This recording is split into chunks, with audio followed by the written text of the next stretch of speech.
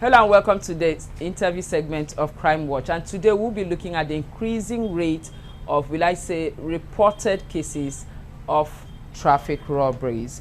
And to do justice to that is Roy Okhidievbie. I hope I got that right. Excellent. Now, can you just tell us the different types of traffic robberies that we have? Okay, thank you very much for the opportunity. You see, there are different types of robbery on the highways and on the interways. Okay, one of them is planned. Actually, robbers go and plan and target a particular vehicle. They know you are coming through. There's either a bullion van, either a high-profile person that went to the bank to withdraw money. They know. They are waiting for the vehicle, the plate number, they have everything. The other type of robbery on those roads that we have is spontaneous. There is no plan. You see them, they hit different types of vehicles, dip their hands through the windows, trying to snatch phones, bags, laptops, and all that. And most of those types of robbery, they monitor the vehicle to see if there are valuables inside. So people usually put their phones on the seats, put the laptop at the back seat, or because it's traffic, you are pinging and you are not careful to look if somebody is watching you. So, and sometimes your glass is worn down because of the heat or whatever. So those kind of robberies are very difficult for the police and all of that. And it's difficult in Lagos to actually curb, but we can mitigate. But one of the areas where you need to see that is difficult is the expansion that we have. Most of the expansion that we have in Lagos have created where there are populated areas in the outskirts, seeming outlets. When I call seeming outlets, I mean within and outside environs. And sometimes too, traffic robberies happen in areas where there is possibility of getaway. You see these center nets that they put on the road now, it really helps because you can't just hit somebody's car and cross to the other side. So you need to run to anywhere there is a connect. Okay, so these methods put in place have reduced it but have not stopped it. Why? Because when towns and cities grow, people need to look at influx of persons.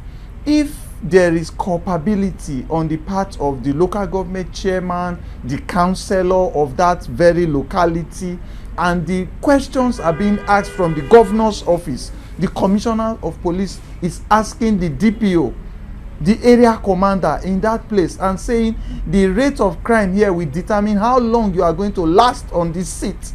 Okay, not because of the returns of investment you are bringing. I don't want to know. Don't bring gifts to me. Don't bring money to me.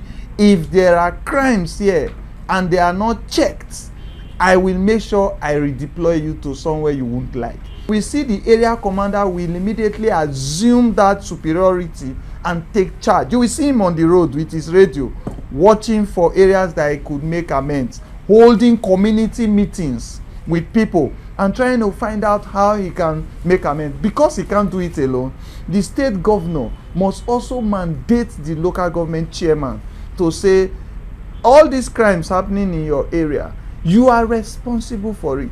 And they must create areas of penalties. In the last government dispensation, I gave a proposal to the government how we can manage abandoned and uncompleted buildings. These abandoned and uncompleted buildings are possible areas of hibernation. That is where you see they sit down, they plan, and they strategize on how to commit criminal activities. We need to look at that. Then you see some areas that are dark and they have potholes.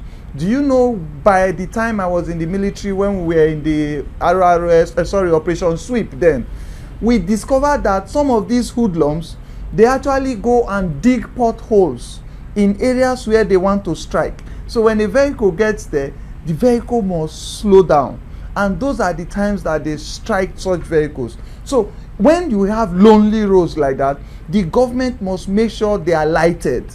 They must create lighting for those places. How is that possible? Sometimes it's not possible through the government alone. That is the partnership with the people that we must generate. There are companies that exist in some of those areas. Even if they don't put on their generating power, some of them have inverters that control their CCTV and other equipment within. We can partner with such people to say, okay, throw 1 or 2 bulbs on the road. Some of those places must be lighted. You know, when you do all of that, you see that you are reducing the opportunity. One of the things you need to look at is street hawkers, people that hawk during traffic. Okay, since it is a menace that have come to stay, I say it has come to stay because so many times we have seen the Kai people pursuing them and they get run down by another vehicle, and there is a hue and cry by everybody saying these people are suffering. Since the government have not been able to capture the number of youths that are jobless to be able to engage them in any kind of payment or job employment, then another thing that you can do with them is to call them up into an agreement. You can use them as spies. The CIA and the KGB and all of those that we have in the world today, they have a pool of intelligence gathering system that involve doctors, lawyers, teachers, scooter riders, everybody. They can generate their training for such category of people and use them as freelance agents, and these guys can easily chip in when they see anything going negative. My last question for you will be, you know, what would be those security tips you will give to road users?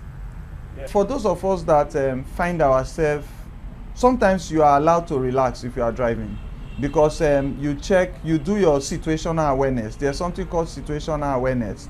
You know, you check the environment that you are, you check the flow of traffic, and you check the presence of suspicious persons around you.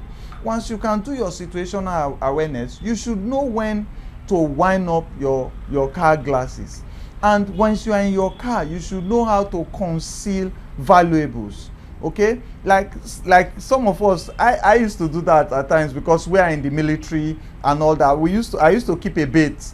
You know, I leave my window somehow, I see, let me just see if one guy will try to come into my car, let me clear his doubt and all that. But definitely those are the things that attract them. Once they see a valuable, their brain system runs amok. The criminality in them takes over, and they want to get it at all means, you know, because most of them are on drugs.